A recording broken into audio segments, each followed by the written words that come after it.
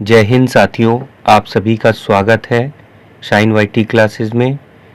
अपर निजी सचिव भर्ती के लिए हिंदी शॉर्ट हैंड की 80 शब्द प्रति मिनट गति से डिक्टेशन 10 सेकंड में शुरू होगी। डिक्टेशन 5 मिनट और शब्द 400 होंगे।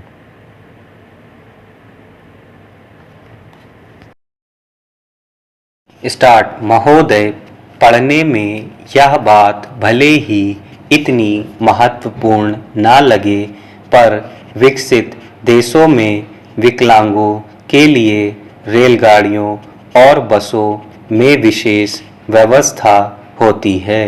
प्रायः यह सब कुछ निःशुल्क होता है। इतना ही नहीं, वहाँ उनके लिए सिनेमाघरों में अलग व्यवस्था होती है।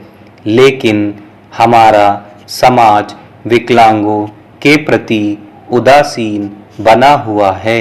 संभवतः उनकी समस्याओं और पुनर्वास के बारे में कोई ज्ञान इसीलिए नहीं है कि इनके बारे में प्रचार कम हुआ है और कम साहित्य प्रकाशित हुआ है। बात चाहे कुछ भी हो, विकलांगों के प्रति समाज का दृष्टिकोण स्वस्थ नहीं है।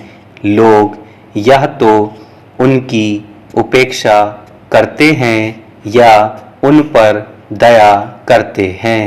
वास्तव में ना तो उन्हें दया की जरूरत और ना उपेक्षा की, बल्कि उनके साथ इस प्रकार का व्यवहार करना चाहिए जैसा आम आदमी के साथ किया जाता है। इसके अतिरिक्त विकलांगों को अपने पर भी भरोसा करना चाहिए। शैक्षिक दृष्टिकोण से जहाँ तक शिक्षा देने की बात है, उनकी शिक्षा व्यवस्था सामान्य कक्षाओं में संभव नहीं है। अपनी विकलांगता की प्रवृत्ति के अनुरूप उन्हें विशेष रूप से प्रशिक्षित शिक्षकों द्वारा शिक्षा दी जानी चाहिए। वर्तमान भारत में जहां शिक्षा देने के साथ विकलांगों को सहायक यंत्रों के प्रयोग का प्रशिक्षण भी दिया जाता है, वहीं विशेष रूप से विकलांग बालकों के लिए अलग विद्यालयों की व्यवस्था करना, जैसे मूक बधिर बालकों के लिए अंध विद्यालय की व्यवस्था की जा सकती है। भारत सरकार ने राष्ट्रीय पंचवर्षीय योजना में विकलांगों को कमजोर वर्ग का एक भाग मान लिया है। भारतीय संविधान की 41 तथा 46 धाराओं में भी विकलांग व्यक्तियों के कल्याण पर जोर दिया गया है। विकलांगों के कल्याण हेतु सरकार न देश के प्रमुख नगरों में 22 रोजगार कार्यालय खोल दिए हैं।